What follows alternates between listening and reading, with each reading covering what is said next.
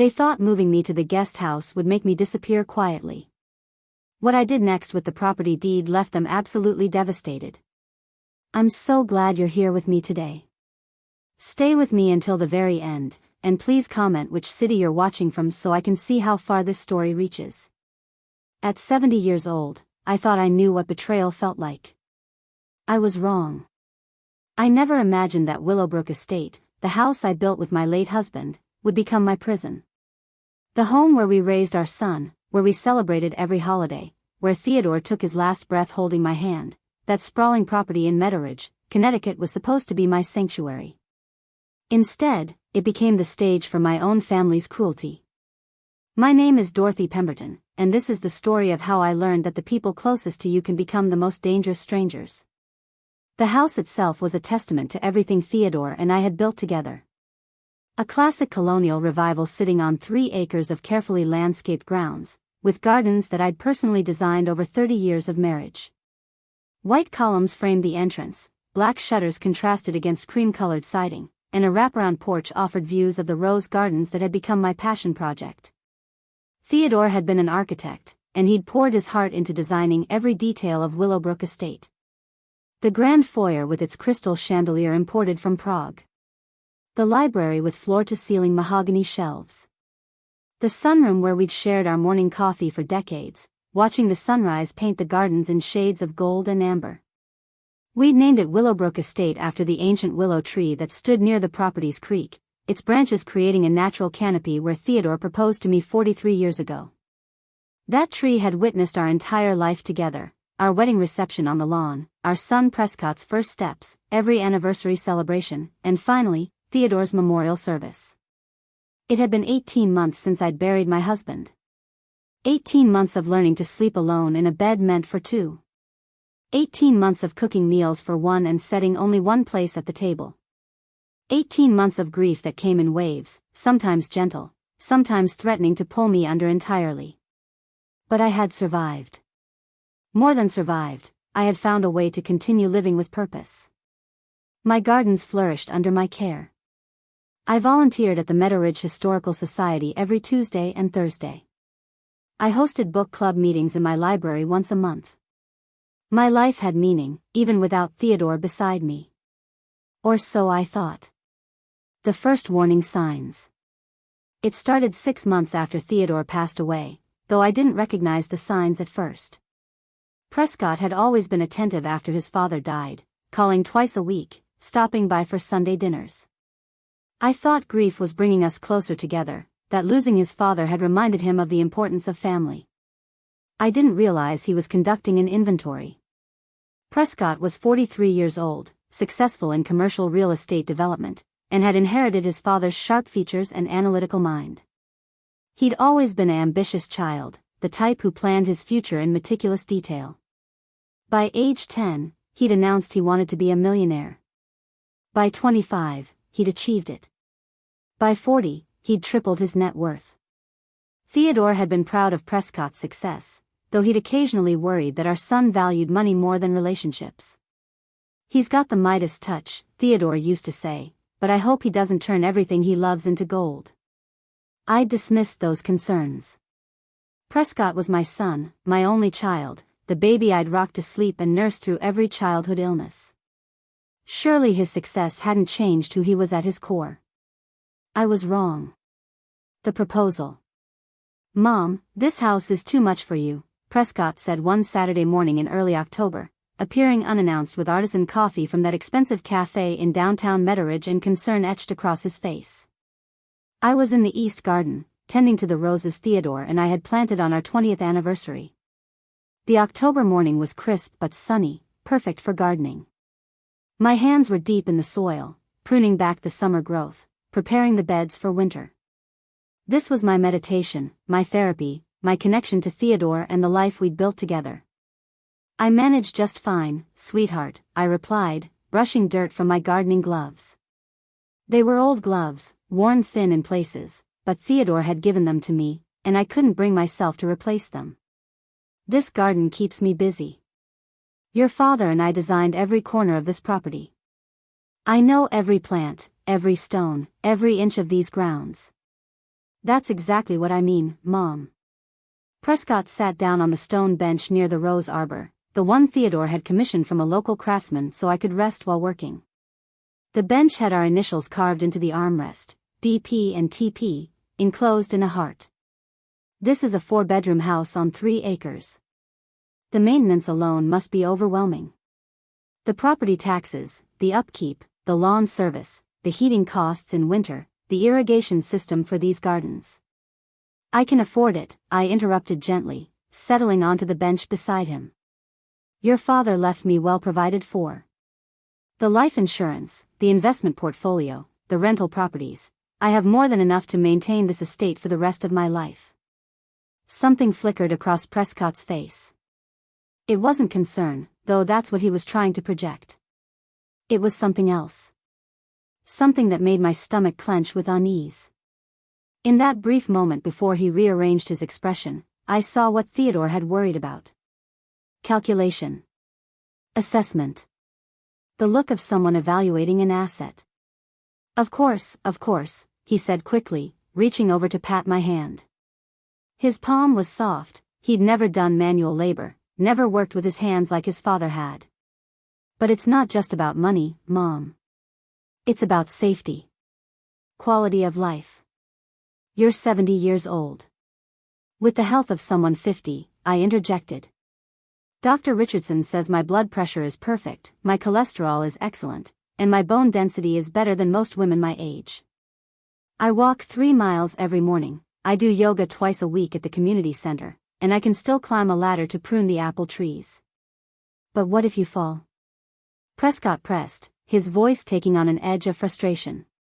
What if something happens and you're all alone in this big house? What if you have a medical emergency and there's no one here to help you? I studied my son's face, searching for the boy who used to bring me fistfuls of dandelions and call them golden roses.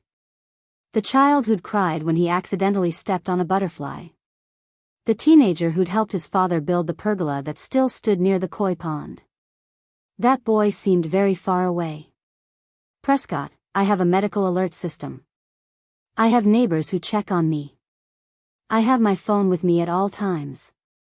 And frankly, I could ask you the same question. What if you have an emergency in your penthouse in Hartford?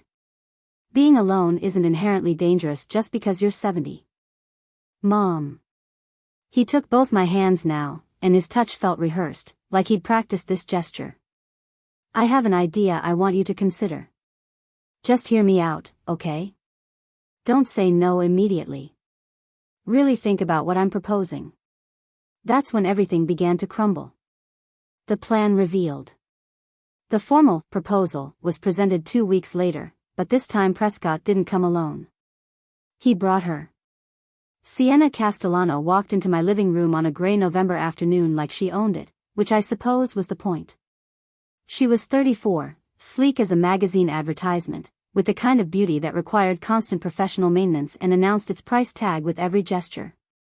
Her designer handbag, I recognized it as Hermes from the distinctive orange and gold, probably cost more than my quarterly grocery budget. Her shoes were Louboutin, red soles flashing with each step. Her jewelry was understated but unmistakably expensive, real diamonds, not cubic zirconia. Everything about Sienna Castellano was curated, calculated, and coldly perfect. Mrs. Pemberton, it's so wonderful to finally meet you properly, Sienna said, extending a perfectly manicured hand. Her nails were painted a shade called ballet slipper pink, and each one was identical in length and shape. Her smile was brilliant and empty, like a showroom display designed to attract buyers but containing nothing of substance. I shook her hand briefly. Her grip was firm, she'd been taught to shake hands like a man in business school, I could tell. The skin was baby soft, no calluses, no signs of work. I'd met Sienna twice before at family gatherings, back when Prescott was still married to Jennifer. Back when Sienna was introduced as a colleague from the Branford Development Project, before she became the reason Jennifer filed for divorce and moved to Portland with their daughter, my granddaughter Lily. Sienna, I acknowledged coolly, gesturing toward the sofa but not offering refreshments. This wasn't a social call, regardless of how they wanted to frame it. Prescott cleared his throat, adjusting his tie. Hermes, matching Sienna's bag. Mom, we wanted to talk to you about a living arrangement that would benefit everyone involved. Sienna and I have given this a lot of thought, and we really believe this is the optimal solution for your current situation. I remained standing near the fireplace, one hand resting on the mantel where a photograph of Theodore smiled at me from beyond death. Some instinct told me I'd need every advantage in this conversation, including the psychological edge of height. We've been analyzing your situation, Sienna began, as if my life were a spreadsheet requiring her expertise, and we think we've identified a solution that addresses all the pain points. You maintain your connection to the property you love, you preserve your independence and dignity, but without the burden of managing this entire estate alone. Pain points. She was using business jargon to discuss my home, my life, my grief. The guest house, Prescott interjected, his enthusiasm bordering on aggressive. He leaned forward on the sofa, hands clasped, eyes bright with the kind of excitement I'd only seen when he closed a particularly profitable deal. Mom, you've always loved the guest house. Remember how you used to say it was your favorite spot on the property? How peaceful it was, how cozy. The guest house. A charming 800-square-foot cottage at the back of the property, nestled among the birch trees near the creek. Theodore and I had built it 15 years ago for visiting family and friends. It had a small bedroom with an ensuite bathroom, a kitchenette with vintage appliances, and a cozy living area with a stone fireplace and views of the willow tree. It was lovely for weekend guests, a romantic retreat for couples seeking privacy, a quiet workspace for writers and artists we'd hosted over the years. It was not a home. It was certainly not a place where someone should spend the remainder of their life. You want me to move into the guest house, I said slowly, each word deliberate. On my own property. Exactly. Sienna's eyes lit up like she'd been waiting for me to catch on, like I was a slow student finally grasping a simple concept. It's the perfect solution. You'd have your independence, your privacy, your own space, but without the stress of maintaining this massive house. No more worrying about the heating system, the roof maintenance, the electrical issues, the plumbing problems. And Prescott and I would move into the main house to take care of everything, all the repairs, all the bills, all the endless maintenance issues that come with a property this size. My chest tightened. The room suddenly felt smaller, the walls closing in. You want to move into my house? It would still be your house, Mom, Prescott corrected gently, but I caught the careful phrasing. Legally, the property would remain in your name. We'd just be helping you manage it. Think of us as live-in property managers. We'd handle everything, and you'd have the freedom to enjoy your retirement without stress. Except I'd be living in an 800-square-foot cottage, and you'd be living in my 4,000-square-foot home. On my property. In the house my husband designed and built. You make it sound sinister, Sienna laughed, the sound like wind chimes made of ice, pretty but cold, decorative but hollow. We're trying to help you, Mrs. Pemberton. This arrangement is incredibly generous when you think about it. This way, you're not alone, you're not burdened with maintenance, and you get to stay on the land you love. It's a win-win-win situation. I looked at my son. Really looked at him. His face was eager, expectant, but there was something else underneath. An impatience. A certainty that I would agree because I was old, because I was widowed, because I was supposed to be grateful for whatever scraps of consideration my own child threw my way. Where does Jennifer live now? I asked quietly. In that 2-bedroom apartment in Portland? The one you moved her into after the divorce? Prescott's jaw tightened. A muscle twitched near his temple. Theodore used to get the same twitch when he was angry. That's not relevant to this conversation. She gets a 2-bedroom apartment 3,000 miles away from her family. I get the guest house on my own property. Interesting pattern, Prescott.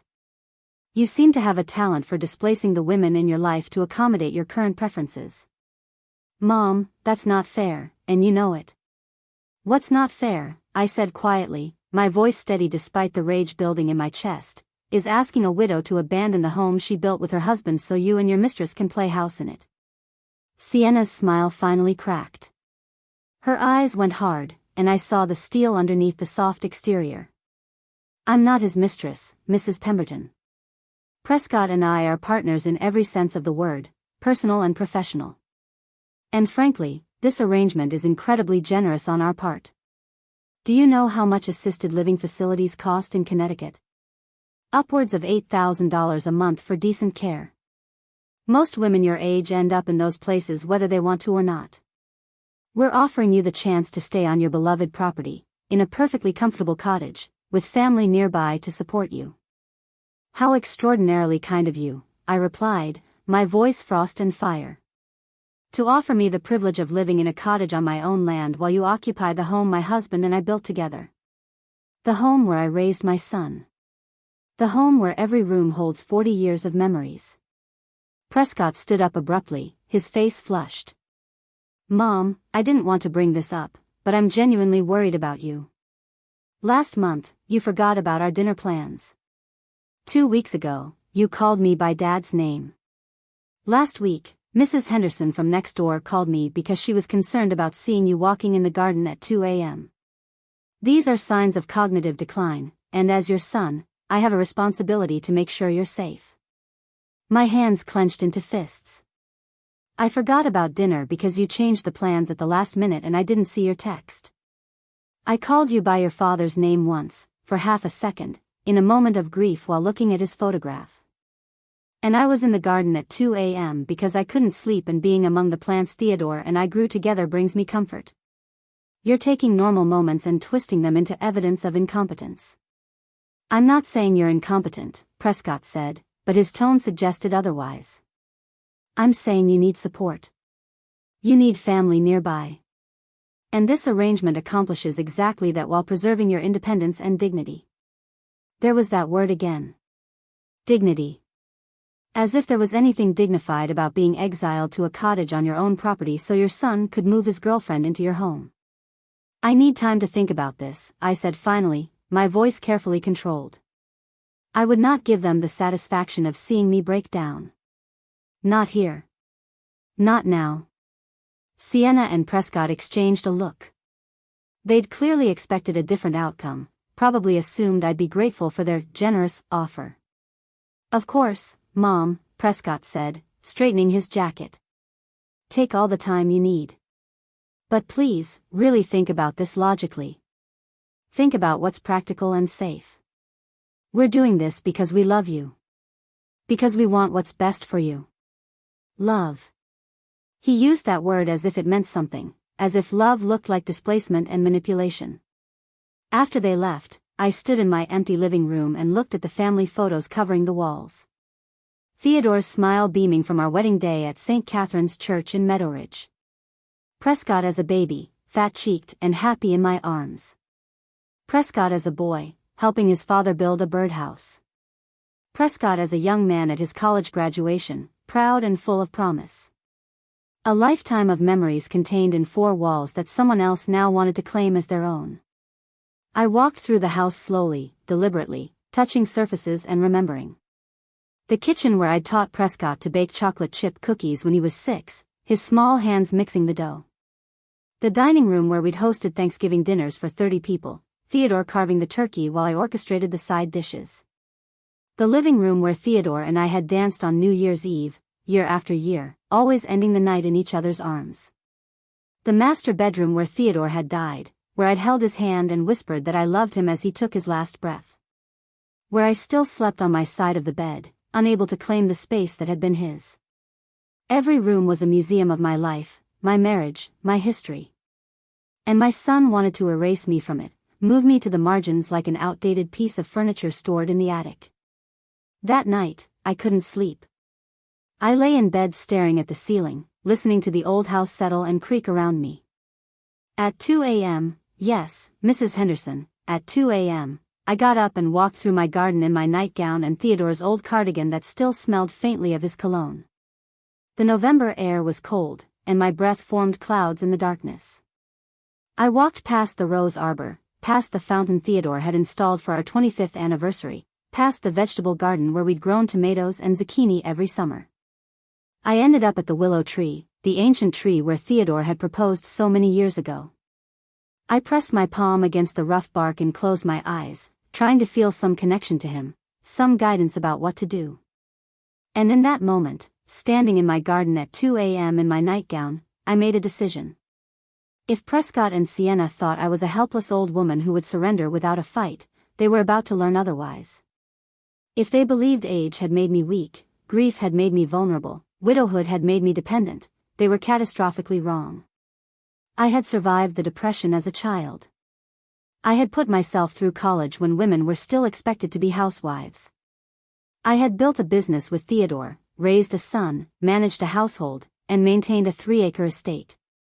I had nursed my husband through his final illness with grace and strength. I was Dorothy Pemberton, and I was not going to be displaced from my own home. The question was, how do you fight back when the enemy is your own child? Dorothy Pemberton, a 70-year-old widow, was confronted by her son Prescott and his girlfriend Sienna with a proposal to move her into the guest house of her own estate so they could occupy the main house. After they left, Dorothy resolved not to surrender without a fight. I woke the next morning with a sense of purpose I hadn't felt since Theodore's death. The sun was streaming through the bedroom windows, illuminating the dust motes dancing in the air, and for the first time in 18 months, I didn't feel the crushing weight of grief when I opened my eyes. I felt anger. And anger, I was learning, could be remarkably energizing. After my morning coffee, taken in Theodore's favorite chair in the sunroom, deliberately reclaiming the space, I made a phone call I'd been avoiding for too long. Whitfield and Associates law firm, how may I direct your call? Catherine Whitfield, please. This is Dorothy Pemberton calling. Catherine Whitfield had been Theodore's attorney for 20 years, handling everything from property acquisitions to his will. She was a sharp woman in her late 50s, with silver hair she wore in a severe bun and a reputation for being absolutely ruthless in defense of her clients. Dorothy. Catherine's warm voice came on the line within seconds. I've been meaning to call you. How are you managing? I need to see you, Catherine. Today if possible. It's urgent.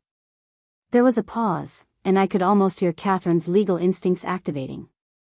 Is everything all right? No, I said simply. It's not. We scheduled an appointment for 2 p.m. that afternoon. The legal consultation. Catherine's office was in downtown Meadowridge, in one of those historic brick buildings that had been converted into professional suites. Her corner office had windows overlooking the town square, where the autumn leaves were turning the trees into flames of orange and gold. Tell me everything, Catherine said, settling behind her desk with a legal pad and her reading glasses perched on her nose. Catherine tapped her pen against the legal pad. So he has no legal claim to the property whatsoever. This is entirely your asset, and you have every right to continue living there for the rest of your life if you choose. That's what I thought. But the way he presented it, Catherine, it was like he was doing me a favor. Like I should be grateful for the opportunity to live in a cottage on my own land. It's a classic manipulation tactic, Catherine said, her voice sharp with professional indignation. They're trying to make you doubt yourself, doubt your capacity, doubt your right to occupy your own home. And they're doing it under the guise of concern for your welfare. What can I do? Catherine leaned back in her chair, steepling her fingers. Well, first, you can simply say no. You have no legal obligation to accommodate their request. But I suspect that won't be the end of it. No, I agreed quietly. I don't think it will be. Then we need to be strategic.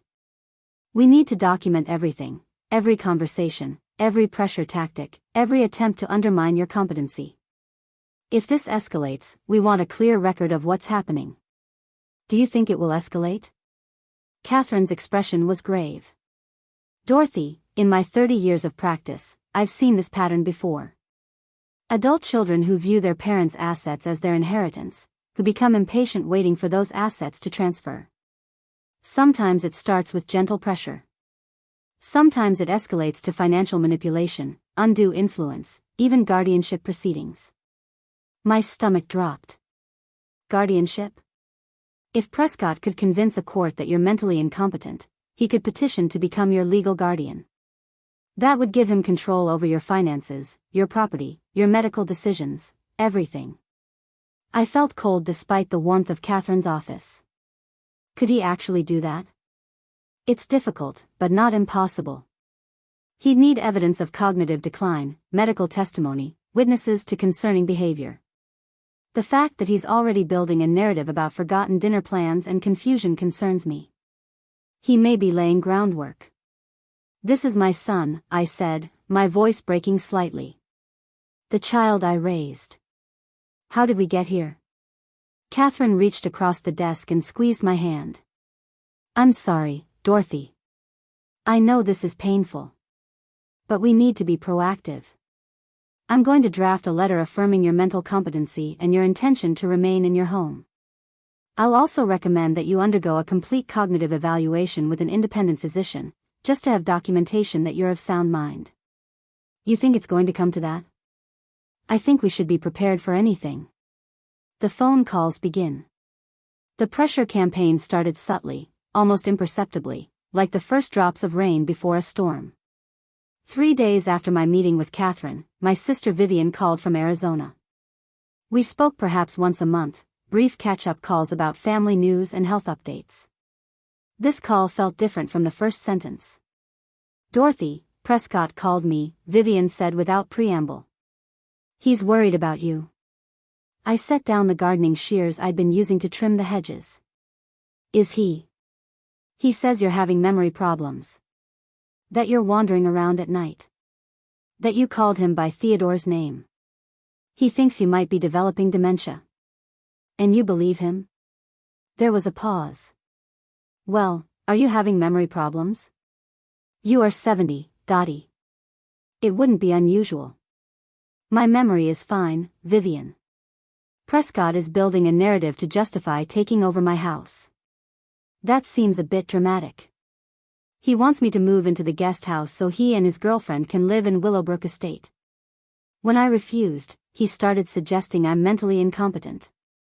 Another pause, longer this time. Oh. Well. That does put a different spin on things. He's calling family members to build support for his position. Please don't let him manipulate you. I won't, Vivian promised. But I could hear the uncertainty in her voice. Prescott had gotten to her first, planted seeds of doubt that would be hard to fully uproot. Over the next week, I received similar calls from my cousin Bernard in Boston, from Theodore's sister Margaret in Philadelphia, from our old neighbors the Hendersons who'd moved to Florida. Each conversation followed the same pattern. Prescott had reached out expressing concern about my well-being, about my ability to live alone, about behaviors that suggested declining mental capacity. He was systematic about it, I had to give him that. He was building a case, witness by witness, conversation by conversation. The medical ambush. The real escalation came on a Tuesday morning in late November. I was in the sunroom with my coffee and the newspaper when the doorbell rang. Through the front windows, I saw an unfamiliar sedan in the driveway. I opened the door to find a middle-aged woman in professional attire holding a clipboard and a warm, practiced smile. Mrs. Pemberton? I'm Vanessa Torres from Meadowridge Home Health Services. Your son arranged for a wellness check. I didn't request any wellness check. No, your son did. He's concerned about your health and safety, and he wanted to make sure you're managing well. This is just a standard assessment. We check vital signs, ask some basic questions about daily living activities, make sure you have the support you need. It only takes about 30 minutes. Every instinct screamed danger. This wasn't a concerned son arranging home health care. This was documentation. Evidence. Another piece of Prescott's narrative about a failing, incompetent mother who needed intervention. I appreciate the concern, but I didn't authorize this visit, and I'm not interested in participating. Vanessa's smile never wavered. Mrs. Pemberton, your son is paying for this service. He really is just trying to help. And honestly, these wellness checks can be very beneficial. We can connect you with resources, make sure you're not missing any medications, check for fall hazards in the home. I'm not taking any medications except a daily vitamin. There are no fall hazards in my home. And I don't need resources because I'm perfectly capable of managing my own life.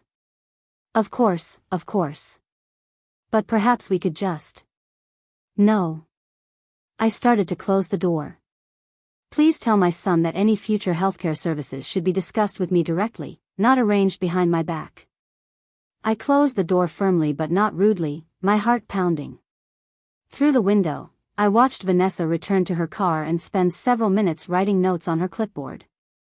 Documenting my refusal, no doubt. Prescott would spin it as obstinance, as irrational resistance to help, as further evidence of decline. I immediately called Catherine. He's escalating, she said grimly after I explained what happened. The home health assessment would have given him documentation about your living situation, your daily functioning, anything that could be construed as concerning. The fact that you refused will be framed negatively, but refusing was absolutely the right decision. What do I do, Catherine? I feel like I'm under siege in my own home. You fight back. And I think it's time we go on the offensive. The cognitive evaluation. At Catherine's recommendation, I scheduled a comprehensive cognitive evaluation with Dr. Helena Ramirez, a neuropsychologist at Hartford Medical Center. The evaluation took 3 hours and covered everything from memory and problem-solving to spatial reasoning and executive function. I sat at his desk, running my hands over the smooth wood surface. There were still papers in the drawers, files Theodore had been working on before his illness took over. Estate planning documents. Investment records.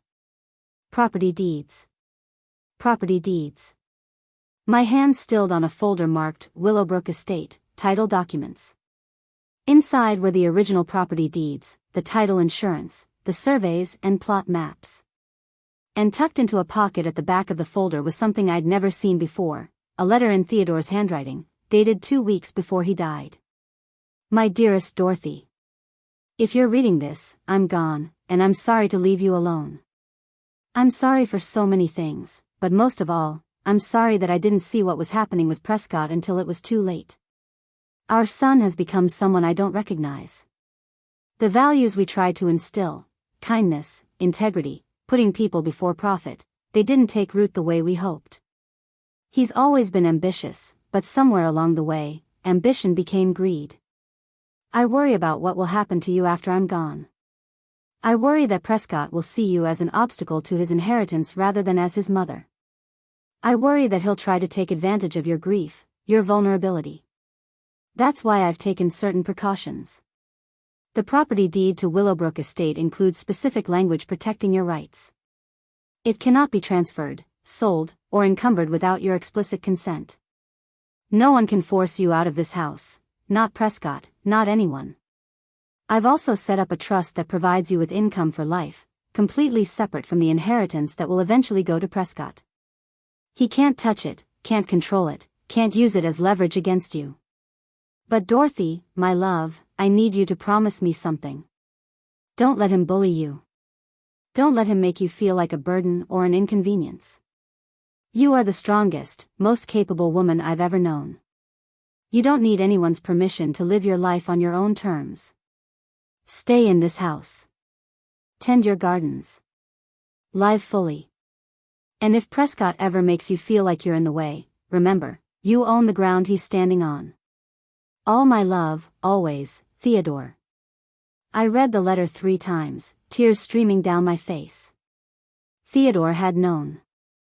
Even in his final days, even while fighting the cancer that was killing him, he'd been protecting me. He'd seen what I'd been blind to, that our son had become someone capable of cruelty in service of his own interests.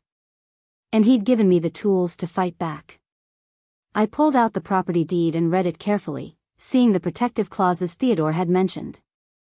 The house was mine, absolutely and completely, with language that made it nearly impossible for anyone else to claim rights to it while I lived. Then I saw something else. A second deed, attached to the first, that I'd completely forgotten about. The guest house had its own separate deed. When we'd built it 15 years ago, Theodore had legally designated it as a separate property with its own parcel number. At the time, we'd done it for zoning reasons, to classify it as an accessory dwelling unit. But now, looking at it with new eyes, I saw a different possibility. The guest house could be transferred separately from the main house. It had its own title, its own legal identity. And sitting there in Theodore's study at midnight, holding his letter and looking at those property deeds, an idea began to form. It was audacious. It was risky. It was possibly the most dramatic thing I'd ever contemplated. But it was also perfect. If Prescott wanted the guest house to be my home so badly, perhaps it was time to give him exactly what he asked for, just not in the way he expected. I gathered all the documents and carried them to my bedroom. Tomorrow, I would call Catherine. Tomorrow, I would start putting a plan into motion. But tonight, I would sleep peacefully for the first time in weeks, because I finally had a weapon in this war my son had started. And it was forged from the love of the man who'd known me best and protected me even from beyond the grave. The morning after finding Theodore's letter, I was sitting in Catherine Whitfield's office before the receptionist had even finished her first cup of coffee. I'd barely slept, my mind racing with possibilities and plans, but I felt more alert than I had in months. Catherine arrived at 8:15, surprised to find me already waiting. "Dorothy? Is everything all right?" I held up the folder containing Theodore's letter and the property deeds. "I found something. Something that changes everything." In her office, I spread the documents across her desk. Catherine read Theodore's letter in silence, her expression shifting from curiosity to understanding to something that looked like grim satisfaction. "Your husband was a very smart man," she said finally, setting down the letter. "These protective clauses in the main deed are ironclad. Even if Prescott tried to pursue guardianship, he couldn't force a sale or transfer of the property without clear evidence of fraud or undue influence, which would be nearly impossible to prove given your cognitive evaluation." "But that's not the most interesting part," I said, pulling out the second deed. "Look at this." Catherine studied the guest house deed, her eyes scanning the legal language. Then she looked up at me, and I saw the exact moment when she understood what I was thinking. "The guest house is legally a separate property," she said slowly. "With its own parcel number, its own title, its own deed. Technically, you could transfer ownership of the guest house without affecting your ownership of the main estate." "Exactly. Dorothy, what are you thinking?" I took a deep breath. "Prescott wants me in the guest house so badly. He's building an entire campaign around the idea that I should move there for my own good, that it's the perfect solution for an aging woman who can't handle her big house anymore. So I'm going to give him exactly what he wants." Catherine leaned back in her chair, steepling her fingers. "Explain." "I'm going to transfer the guest house deed to someone else. Someone who will have every legal right to occupy that property, to use it as they see fit, to prevent anyone else, including Prescott and Sienna, from moving in or taking control." "Who did you have in mind?" "I don't know yet. But whoever it is needs to be someone I trust completely. Someone who won't try to manipulate the situation for their own gain. Someone who will hold that property as a buffer against Prescott's plans." Catherine was quiet for a long moment, thinking. "This is a nuclear option, Dorothy. Once you transfer that deed, you can't easily undo it. And it will absolutely escalate the conflict with Prescott. The conflict is already escalated. He brought Jennifer to my house to testify to my incompetence. He's turning my family against me. He's not going to stop until he gets what he wants." "And what does he want?" I looked out Catherine's window at the town square, at the life continuing normally while my world fell apart. "Control. Money. The satisfaction of winning. I'm not entirely sure anymore. But I know he doesn't actually care about my well-being. If he did, none of this would be happening." Catherine nodded slowly. "All right. If you're serious about this, we need to do it carefully. The transfer needs to be completely legitimate, documented properly, with clear evidence that you're acting of your own free will and sound mind. Otherwise, Prescott could challenge it as evidence of confusion or undue influence." "What do I need to do?" "First, we need to find the right person to transfer the property to. Then we need to document everything, your reasons, your mental state, your decision-making process. We'll have the cognitive evaluation report as supporting evidence. We might even want to have you evaluated again, just to have the most recent possible documentation. Whatever it takes." Catherine pulled out a fresh legal pad. Let's start making a list of potential candidates. Who in your life do you trust absolutely? I thought about that question for a long time. My social circle had been shrinking since Theodore's death. Many of our friends were his age or older, dealing with their own health issues or already gone. Family members had been poisoned against me by Prescott's campaign. My sister Vivian, while sympathetic, was too far away and too easily influenced. What about Jennifer? Catherine suggested. Your former daughter-in-law. Despite Prescott bringing her to your house, she seemed conflicted. And she has a vested interest in limiting Prescott's control over family assets, especially if it affects your granddaughter's eventual inheritance. I considered that. Jennifer had been manipulated into that visit, but I'd seen the shame in her eyes. She wasn't a willing participant in Prescott's schemes, she was a victim of them, just like me. And she was Lily's mother. If I gave Jennifer the guest house, it would protect both of them from Prescott's control. But something held me back. Jennifer's too vulnerable. She's still recovering from the divorce, still trying to build a stable life in Portland.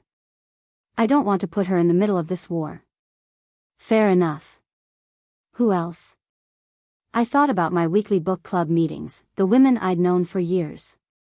Rita Cunningham, who taught literature at the community college. Barbara Chen, who ran the local bakery. Pauline Foster, who'd been my friend since our sons played Little League together 30 years ago.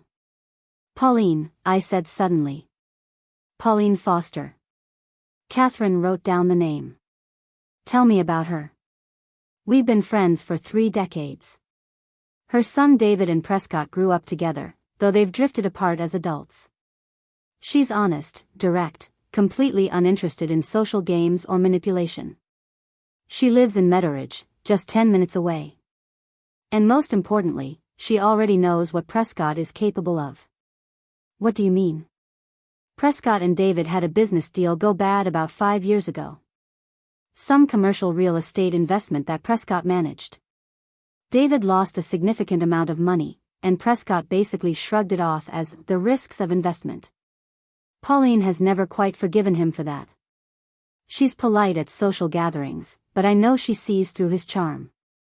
Catherine made more notes. Does she own property? Does she have the financial stability to take on the property taxes and maintenance costs for the guest house? She does. Her late husband left her very well provided for. She could easily handle the expenses. And you trust her completely? You're certain she wouldn't turn around and try to leverage this property against you?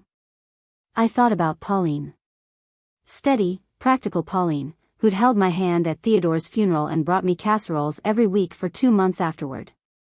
Pauline, who'd never asked for anything in return for 30 years of friendship. Pauline, who'd looked me in the eye last week and said, "If that boy of yours gives you any trouble, you call me." I mean it, Dorothy. I trust her completely. Then let's reach out to her and see if she's willing to be part of this plan. The coffee meeting. I called Pauline that afternoon and asked if she could meet me for coffee the next morning.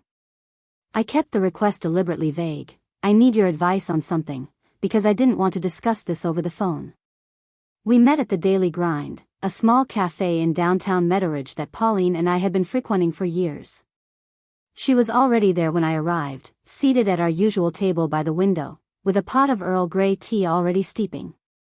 Pauline Foster was 68, with steel gray hair she wore short and practical, laugh lines around her eyes, and the kind of no-nonsense demeanor that came from running a household and raising 3 boys mostly on her own after her husband Gerald's early death. She was wearing her typical uniform, jeans, a comfortable sweater, and sensible shoes. "Dorothy, you look terrible," she said by way of greeting. "What's Prescott done now?" I couldn't help but laugh. That was Pauline, straight to the point, no pretense.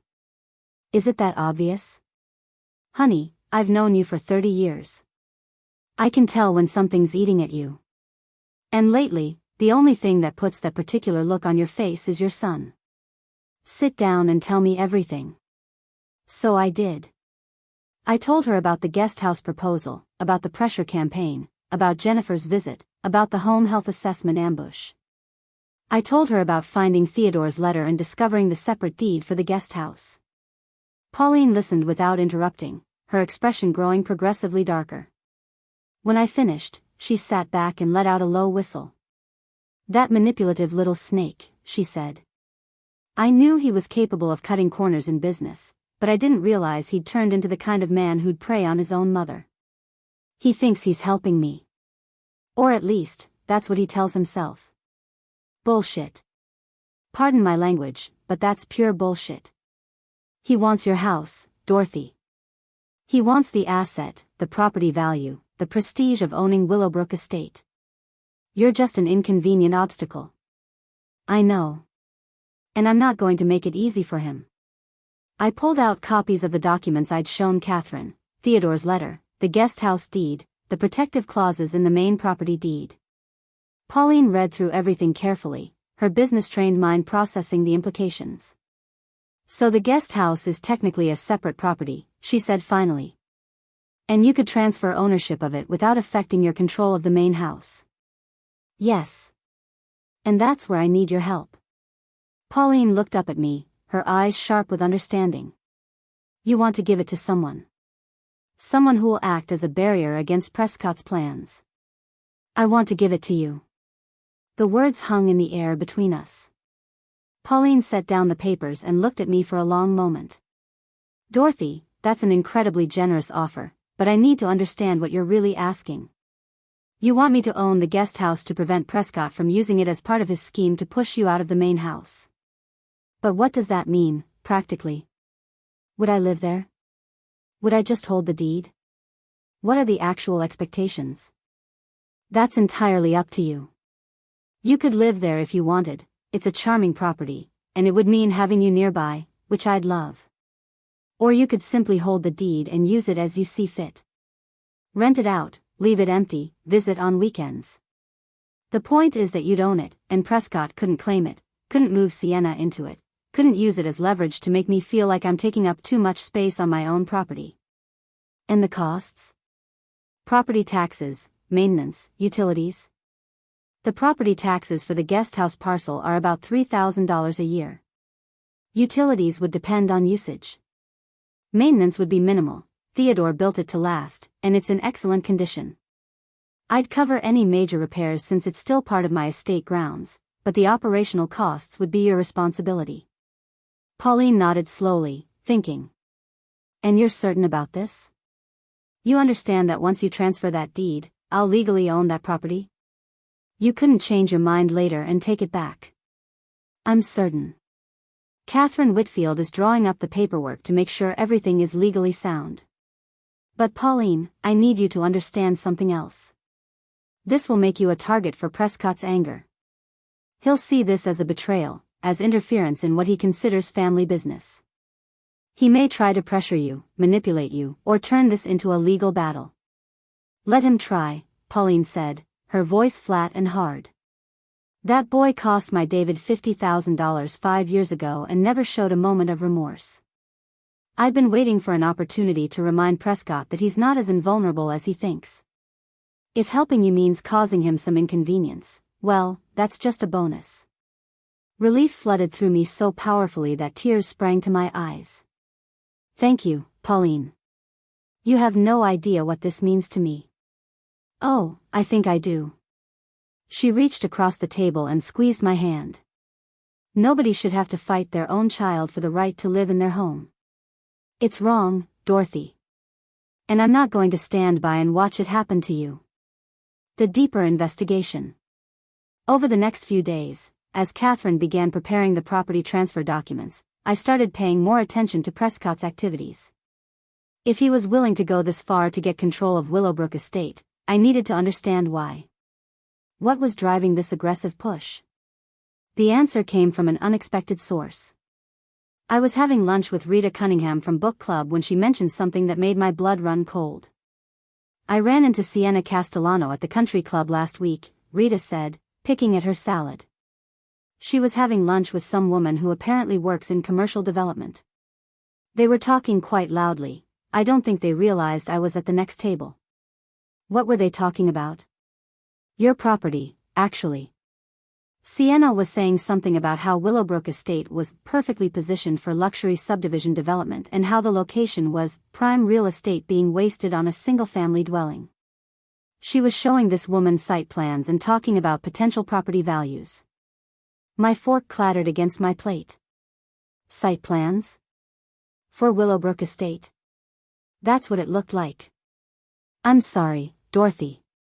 I probably should have called you immediately, but I wasn't sure if it meant anything. Maybe she was just daydreaming, or looking at hypothetical scenarios.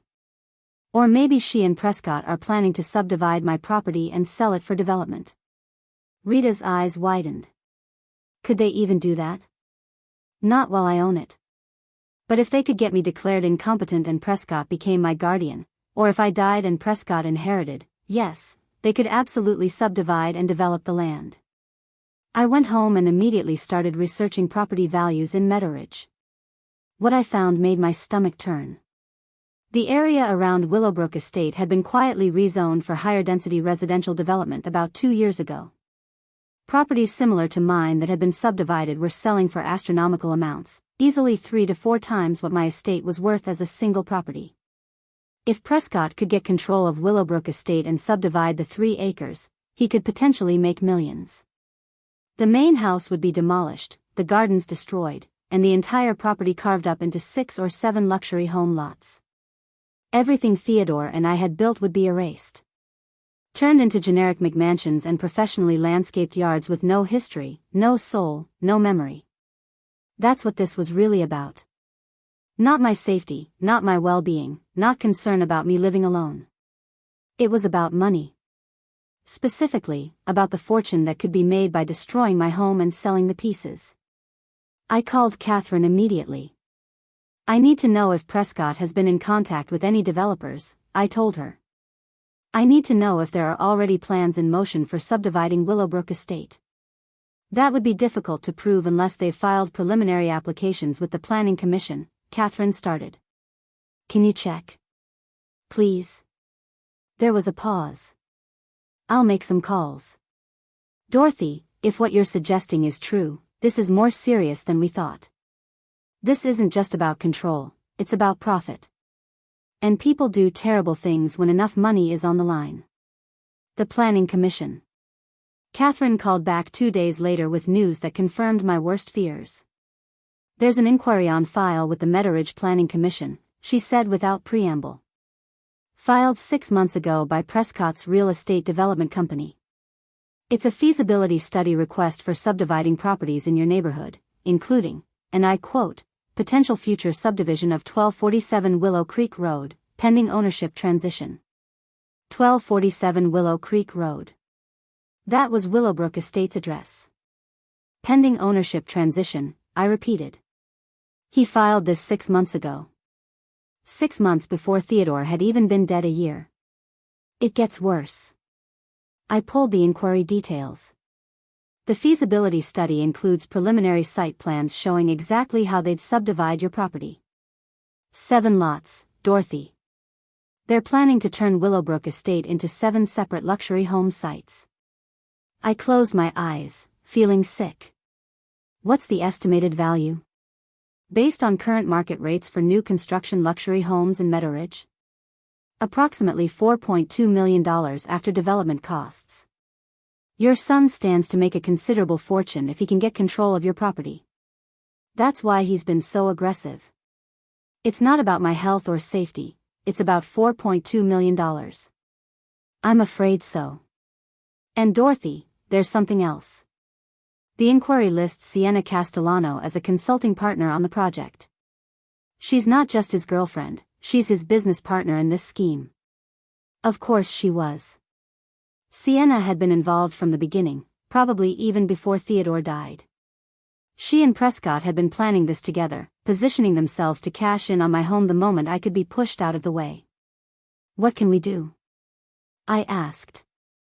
Well, the guest house transfer to Pauline will definitely complicate their plans. If someone else owns even a portion of the property, subdivision becomes much more difficult. But Dorothy, we need to think about additional protections. Have you considered updating your will? making it explicitly clear what should happen to Willowbrook Estate after your death. What do you mean? Right now, Prescott is your only child and sole heir.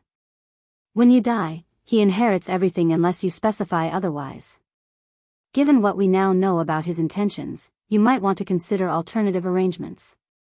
The thought of Prescott bulldozing Theodore's house, destroying our gardens, erasing every trace of the life we'd built together, it was unbearable. But what were the alternatives?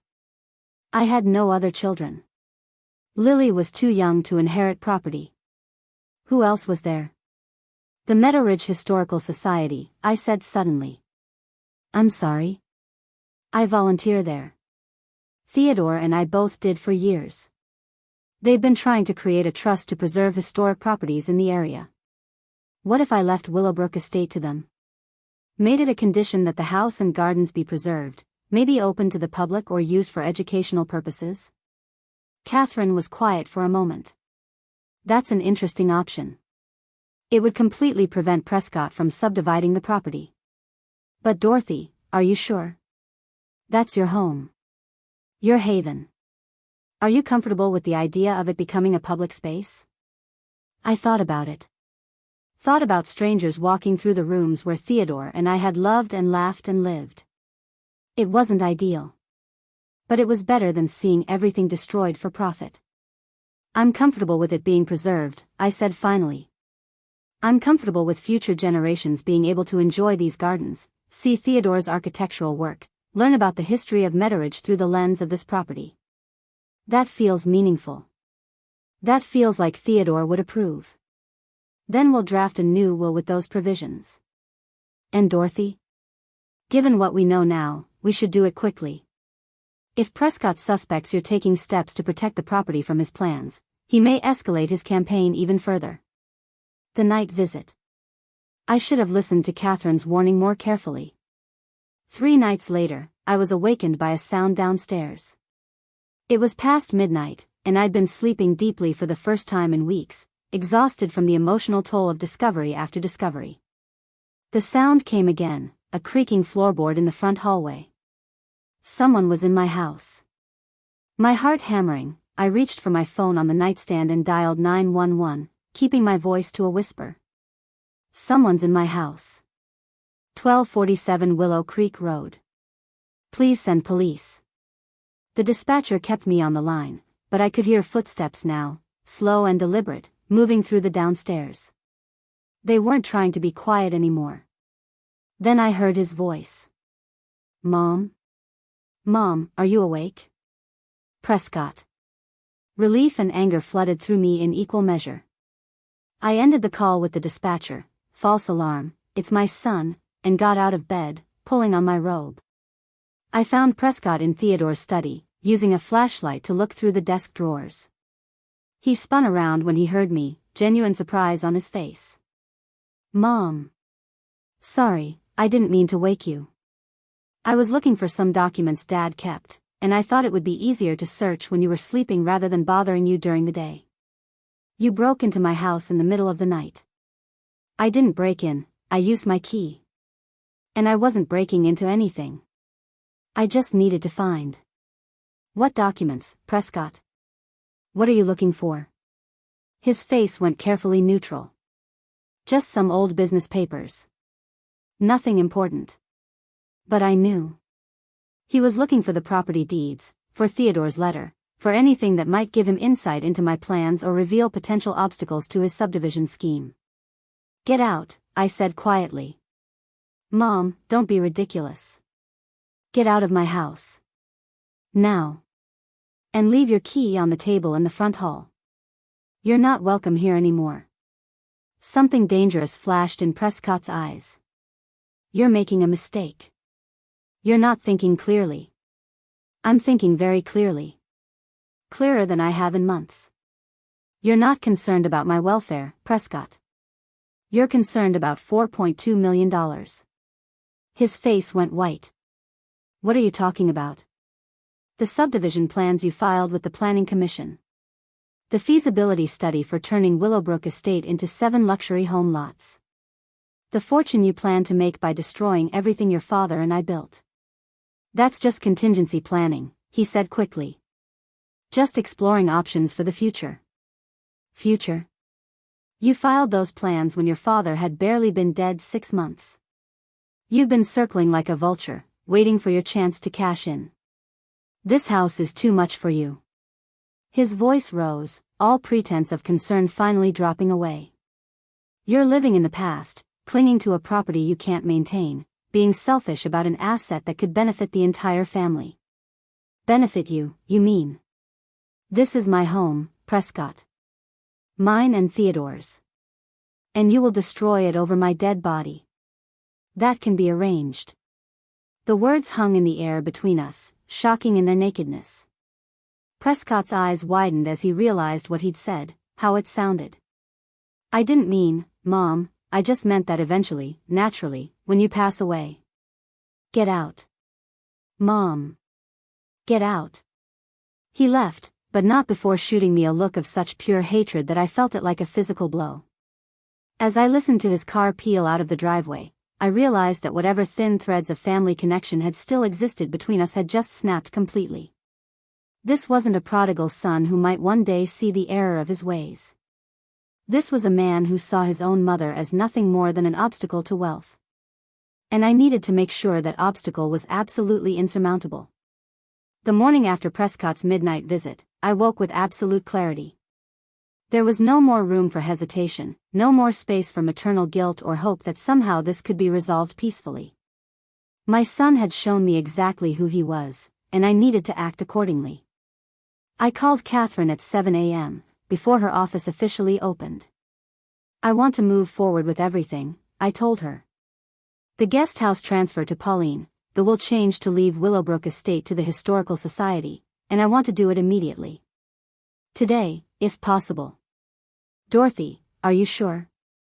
Once we execute these documents. I'm certain. Prescott broke into my house last night.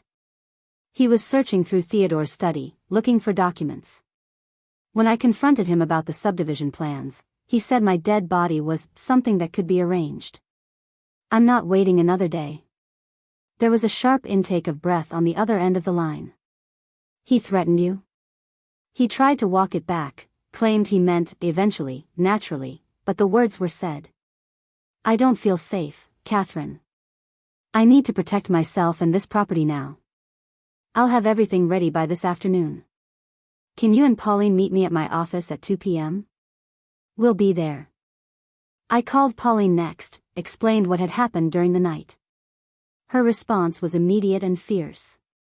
That son of a bitch, she said, her language even more colorful than usual. Dorothy, I'm coming over right now. You shouldn't be alone in that house. I'm fine, truly. But I need you to meet me at Catherine's office at 2 p.m. We're going to finalize the guest house transfer today. I'll be there. And Dorothy? After this is done, I'm moving into that guest house immediately. You're not staying on that property alone with Prescott having keys and making threats. The thought of having Pauline nearby, of not being isolated and vulnerable, brought tears to my eyes. Thank you. That's what friends are for. Real friends, not backstabbing sons who see their mothers as ATM machines. The signing. At 2 p.m., Pauline and I sat in Catherine's conference room, surrounded by documents that would change everything. Catherine had worked with extraordinary speed, preparing not just the property transfer but also my revised will, power of attorney documents, and an advance directive that specifically excluded Prescott from any medical decision-making authority. Before we sign anything, Catherine said, I want to make sure you both understand exactly what we're doing and why. This needs to be documented clearly so there's no question later about coercion or incompetence. She turned on a video camera mounted on a tripod. Mrs. Dorothy Pemberton, today is December 15th. Please state your full name and date of birth for the record. Dorothy Ann Pemberton, born March 3, 1954. And you are here today of your own free will, with no one coercing or pressuring you? I am here entirely of my own free will. Please explain, in your own words, why you're transferring ownership of the guest house property to Pauline Foster. I looked directly at the camera, my voice steady. I am transferring the guest house to my friend Pauline Foster because my son, Prescott Pemberton, has been attempting to force me out of my home. He wants me to move into the guest house so he and his girlfriend can occupy the main house at Willowbrook Estate. I recently discovered that his true motivation is a planned subdivision of my property that would earn him approximately $4.2 million. He has been waging a campaign to declare me mentally incompetent, despite medical evaluations proving otherwise. Last night, he broke into my home and made a veiled threat about my death being arranged. I am transferring this property to someone I trust to prevent my son from using it as part of his scheme to take control of my estate. And you're doing this with full understanding that once the transfer is complete, you will no longer own the guest house? Yes. And I'm doing it gladly. Catherine turned to Pauline. Mrs. Pauline Foster, please state your full name and date of birth. Pauline Marie Foster, born July 18, 1956. And you understand that you're accepting ownership of the guest house property at 1247 Willow Creek Road, Meadowridge, Connecticut, parcel number 45B? I do. Please explain why you're willing to accept this property. Pauline looked at the camera with the same no-nonsense directness that had characterized our 30-year friendship. I'm accepting this property because Dorothy Pemberton is one of the finest people I've ever known, and her son is trying to exploit her grief and steal her home. I witnessed Prescott's character 5 years ago when he cost my son $50,000 in a bad business deal and showed no remorse. I know what he's capable of. I'm accepting this property to help protect Dorothy from her own child, which is one of the saddest things I've ever had to say out loud. But I'm honored to do it, and I'll hold this property in trust for as long as Dorothy needs me to. We spent the next hour signing documents. The property transfer deed. The new will leaving Willowbrook Estate to the Meadowridge Historical Society with specific provisions for preservation. The power of attorney naming Catherine as my legal representative if I became incapacitated. The advance directive excluding Prescott from medical decisions. With each signature, I felt lighter. More protected. More in control of my own destiny. When it was done, Catherine gathered all the documents and locked them in her office safe. I'll file the property transfer with the county recorder's office first thing tomorrow morning. As of that filing, Pauline will be the legal owner of the guest house. The will and other documents I'll keep secure here. Dorothy, I'm also going to send certified copies of everything to Prescott, along with a letter informing him that you've taken legal steps to protect your interests and that any further harassment or threats will be met with immediate legal action. Won't that just make him angrier? I asked. Probably. But it also puts him on notice that you're not a helpless victim. That you have legal representation, documentation of his behavior, and protections in place. Sometimes the best defense is making sure your opponent knows you're prepared to fight. The revelation. Catherine sent the letter by courier the next morning. By noon, my phone was ringing off the hook. I didn't answer. Every call from Prescott went to voicemail, and each message was progressively angrier than the last. Mom, what the hell have you done? Call me back immediately. I just got a letter from your lawyer. You transferred the guest house to Pauline Foster? Have you lost your mind? This is elder abuse, Mom. Pauline is manipulating you, taking advantage of your grief. I'm going to fight this. Fine. Don't call me back. But you're going to regret this. You're making enemies you can't afford to have. I saved every message. Documentation, as Catherine said, was everything. But the call that surprised me came that evening from a number I didn't recognize. I almost didn't answer, but something made me pick up. Dorothy? It's Jennifer. My former daughter-in-law's voice was strained, nervous. Jennifer. This is unexpected. I know. I'm sorry to bother you, but I needed to call. Prescott just called me, absolutely raging about something you did with your property. He wants me to testify that you're mentally incompetent, that Pauline Foster is manipulating you. Dorothy, I need you to know, I'm not going to do it. I'm not going to help him anymore. I sat down heavily in Theodore's chair. What changed? After that visit to your house, I couldn't stop thinking about what you said. About how he was trying to take your home. So I did some research. I found the Planning Commission filing, Dorothy. I saw the subdivision plans. I saw how much money he stands to make by destroying Willowbrook Estate. Her voice broke. I thought he'd changed after the divorce. I thought maybe losing his family had taught him something about what really matters. But he's worse than ever. He's planning to bulldoze your home, the home where he grew up, where his father died, for money. And he wanted me to help him do it by testifying against you. Jennifer, I'm so sorry you got pulled into this. No, I'm sorry. I should have seen through him that day he brought me to your house. I should have known he was using me. But I was broke and desperate, and he offered to help with Lily's school tuition if I'd just have a conversation with you. I'm ashamed I even considered it. You were in a vulnerable position. He exploited that, just like he's tried to exploit my grief. What you did with the guest house, transferring it to your friend, that was brilliant, Dorothy. It completely undermines his plan to push you out. And I want you to know, if you need any testimony about Prescott's character, about the kind of father and husband he was, about the manipulation and control, I'll provide it. I'll tell any judge or lawyer exactly what kind of man your son has become. Thank you, Jennifer. That means more than you know. After we hung up, I sat in the darkening sunroom and thought about how Prescott's cruelty had united the very people he'd tried to divide. His ex-wife, his mother's best friend, all of us standing together against him. There was a certain poetry to it. The confrontation. Prescott showed up at my door 3 days later.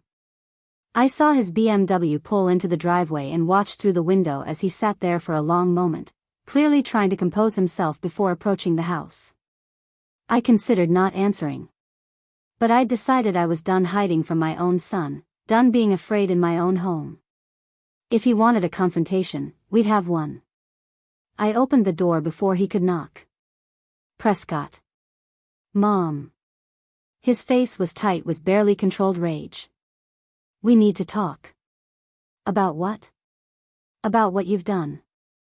About this insane property transfer. About Pauline Foster manipulating you into making decisions that go against your own best interests. Come in, I said calmly. But I'm recording this conversation, just so you're aware. For my protection. I held up my phone, already recording. Prescott's jaw clenched, but he followed me into the living room. You're recording our conversation? Your own son. You broke into my house in the middle of the night and made threats. Yes, I'm recording our conversation.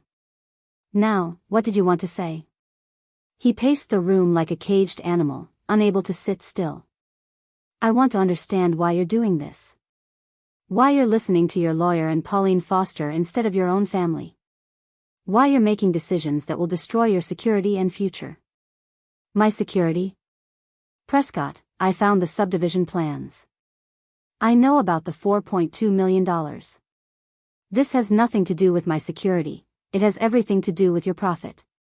Those plans were just preliminary research. You filed them with the Planning Commission 6 months after your father died. You'd been planning to subdivide and destroy Willowbrook Estate since before his body was even cold in the ground. This property is wasted on one person. The words exploded out of him, all pretense finally dropping away. 3 acres in the middle of prime real estate development, sitting here with just you rattling around in it. It's selfish, Mom. It's a waste of resources and potential. This is my home. It's a house. A structure. Bricks and wood and glass. It's not sacred just because Dad designed it. The land could benefit dozens of families, create wealth, contribute to the community. By destroying everything your father and I built? By bulldozing our gardens and erasing our history? By turning our life's work into generic luxury homes for people with more money than taste? You're being emotional and irrational. I'm being protective of something I love. Something your father loved. Something that means more than money. Prescott stopped pacing and looked at me with something approaching pity. You don't understand business, Mom. You never have. This kind of sentimentality is why Dad never made as much money as he could have. He was talented, but he lacked the killer instinct necessary for real success. The casual dismissal of Theodore's values, his character, his choices, it was the final straw. Your father, I said quietly, was a better man than you'll ever be. He built things that mattered. He created beauty. He treated people with respect. He understood that some things, integrity, love, legacy, are more valuable than money. You've forgotten all of that. Or maybe you never learned it in the first place. I learned to be practical. I learned to see opportunities instead of obstacles. I learned to make hard decisions that benefit the bottom line. You learned to be cruel. You learned to view people as resources to be exploited. You learned to sacrifice relationships for profit. I stood up, my voice growing stronger. And I learned something too, Prescott. I learned that the child I raised is gone. I don't know who you are anymore, but you're not the son Theodore and I tried to raise. Fine. If that's how you feel, then we're done here. He headed for the door, then turned back. But this isn't over, Mom. That property transfer won't stand. I'll challenge it in court, prove that Pauline manipulated you, that you're not competent to make these decisions. I'll tie this up in legal battles for years if I have to. Go ahead and try. I have medical evaluations proving my competency. I have video documentation of my decision-making process. I have witnesses, including your ex-wife, who'll testify to your manipulation and threats. And I have something else, Prescott. I have a will that leaves Willowbrook Estate to the Meadowridge Historical Society with ironclad provisions preventing subdivision or development. Even after I die, you won't get what you want. The color drained from his face. You wouldn't. I already did. The documents are signed, notarized, and filed. When I die, this property will be preserved for future generations. Your subdivision plans are worthless. For a long moment, he just stared at me. Then he said something I'll never forget. You're a spiteful old woman. And when you're gone, when no one remembers you or cares about your precious house and gardens, I hope you realize that you died alone because you chose property over your own son. I didn't choose property over you, Prescott. You chose money over me. And that's a choice you'll have to live with for the rest of your life. He left without another word. I watched his car disappear down the driveway and felt an unexpected sense of peace. There was grief, yes, grief for the relationship we'd never have, for the son I'd lost somewhere along the way. But there was also relief. The battle was over. I'd won. The aftermath. Pauline moved into the guest house the following week. True to her word, she brought her belongings, set up her comfortable furniture, and made it her home. Having her there, just a short walk across the garden, transformed everything. I wasn't alone anymore. I wasn't vulnerable. We fell into an easy routine. Morning coffee together in the main house, evening walks through the gardens, book club meetings that now sometimes extended into the guest house when we needed more space. Pauline paid her property taxes, handled her utilities, and maintained her independence while providing the kind of companionship and security that money couldn't buy. The Historical Society was thrilled about the eventual bequest of Willowbrook Estate. They began preliminary planning for how they'd use the property, educational tours, gardening workshops, architectural preservation programs. Knowing that Theodore's work would be preserved and appreciated gave meaning to everything we'd built together. Catherine Whitfield sent a final letter to Prescott, informing him that any legal challenge to the property transfer or the will would be vigorously defended and that his threats had been documented and reported to local authorities. He never responded. As far as I know, he never filed any court challenges. Perhaps his lawyers told him he had no case. Perhaps he realized that prolonged legal battles would cost more than they were worth. Or perhaps he simply moved on to easier targets. I heard through the Meadowridge gossip network that his relationship with Sienna ended badly about 6 months later. Apparently, without the prospect of a $4.2 million windfall, she lost interest in Prescott and moved on to a hedge fund manager from Greenwich. Prescott moved to Boston, started a new development company, and from what I understand, is doing quite well financially. We haven't spoken in 3 years. He didn't call on my birthday. He didn't send a card at Christmas. Lily, my granddaughter, turned 18 last year and reached out to me independently. Jennifer had told her everything, and Lily wanted to reconnect with her grandmother away from her father's influence. We video chat every week now, and she's planning to visit next summer. She wants to see Willowbrook Estate, learn about her grandfather's work, hear the stories of the family she never really knew. 1 year later. I'm 71 now, a year older than when this story began, but I feel younger than I have in years. My gardens are flourishing. My health is excellent. My friendship with Pauline has deepened into something like sisterhood. I volunteer at the Historical Society 3 days a week now, helping to catalog and preserve local architectural history, preparing for the day when Willowbrook Estate joins their collection. Sometimes, late at night, I walk through my house and think about everything that happened. I think about Prescott, about the choices he made, about the relationship we lost. There's sadness in those thoughts, grief for what might have been if he'd chosen differently. But mostly, I feel gratitude. Gratitude for Theodore, who protected me even from beyond the grave. Gratitude for Pauline, who stood beside me when my own blood family turned against me. Gratitude for Catherine, who armed me with legal protection when I needed it most. Gratitude for Jennifer, who found her courage and broke free from Prescott's manipulation. And gratitude for the strength I found in myself, the strength to fight back, to refuse to be victimized, to protect what I loved even when it cost me my relationship with my only child. Last week, a young couple was touring the historic district with the society, and they stopped to admire Willowbrook Estate from the road. I was working in the rose garden and overheard their conversation. "What a beautiful property," the woman said. "I wonder who lives there." "Probably some rich family," her husband replied. "Places like this usually get passed down through generations." I smiled to myself and kept pruning my roses. Yes, this property would be passed down, not to blood family, but to a community that would value it, preserve it, and share it with future generations who would appreciate what Theodore and I created here. That felt right. That felt like the legacy we both wanted, even if I hadn't realized it until I was forced to fight for it. Final thoughts. People always ask me if I regret what I did. If I regret choosing the house over my son, as Prescott framed it. But that framing is wrong. I didn't choose the house over my son. My son chose money over our relationship. He made his choices, and I made mine. I chose dignity over submission. I chose protection over vulnerability. I chose meaningful legacy over immediate family peace. And I chose to believe that a home built with love and maintained with care is worth fighting for, even if the battle costs you relationships you once held dear. Would I do it differently if I could go back?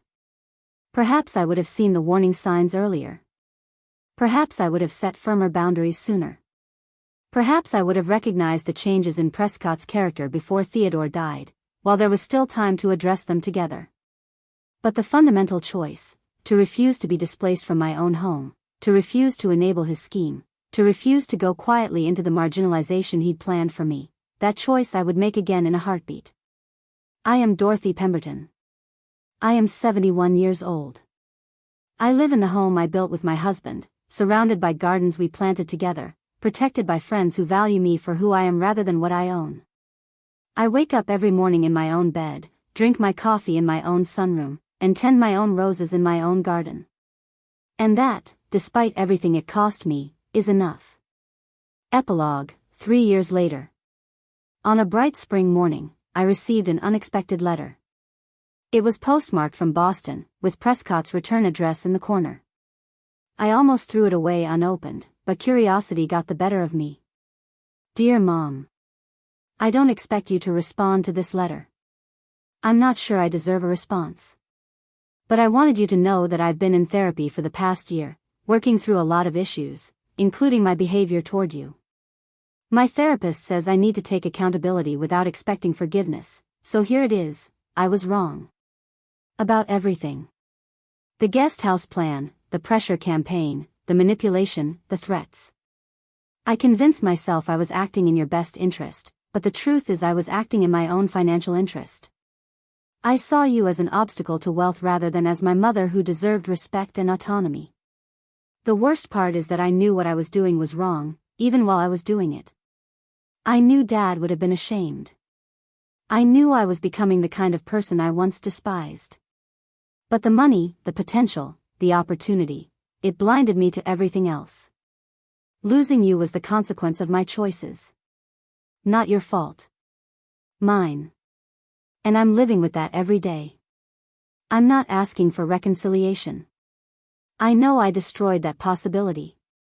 But I wanted you to know that you were right to fight back. You were right to protect yourself and Willowbrook Estate. And Dad was right about me. I did value money more than relationships, and it cost me the most important relationship I had. I hope you're well. I hope the gardens are beautiful. And I hope that someday, somehow, Lily will know her grandmother in ways I made impossible. With regret and respect, Prescott. I read the letter 3 times, looking for manipulation, for hidden agendas, for the catch. But it seemed genuine, a man finally confronting the person he'd become and not liking what he saw. Did it change anything? Not really. The damage was too deep, the betrayal too complete. But it did provide a sense of closure. An acknowledgement that the war hadn't been in my imagination, that the threats had been real, and that my decision to fight back had been justified. I showed the letter to Pauline over morning coffee. "What are you going to do?" she asked. "Nothing," I said, folding it and putting it in a drawer. He said he doesn't expect a response, and I don't have one to give. Maybe someday. But not today. "Fair enough," Pauline said, raising her coffee cup in a toast. To women who know their worth and refuse to be diminished. I clinked my cup against hers. To standing our ground. And that's where this story ends, not with dramatic reconciliation or Hollywood forgiveness, but with quiet triumph. The triumph of a woman who refused to be displaced, who fought for what mattered, and who built a life worth living on her own terms. If you're facing something similar, if someone in your life is trying to manipulate you, diminish you, or take what's rightfully yours, I hope my story gives you courage. You are not too old, too grief-stricken, or too vulnerable to fight back. You are stronger than you know. And sometimes, the greatest act of love you can perform is refusing to enable someone else's cruelty, even if that someone is your own child. Stay strong. Protect what matters. And never, ever let anyone convince you that advocating for yourself is selfish. It's survival. And survival, I've learned, is the ultimate victory. Thank you for following Dorothy's story to the end. What would you have done in her situation? Have you ever had to stand up to family members who didn't have your best interests at heart? Share your thoughts in the comments below. And remember, you're never too old to fight for what's right, and home is worth defending. If this story resonated with you, please like, share, and subscribe. Stories like Dorothy's need to be heard, because somewhere out there, someone is facing the same battle and needs to know they're not alone.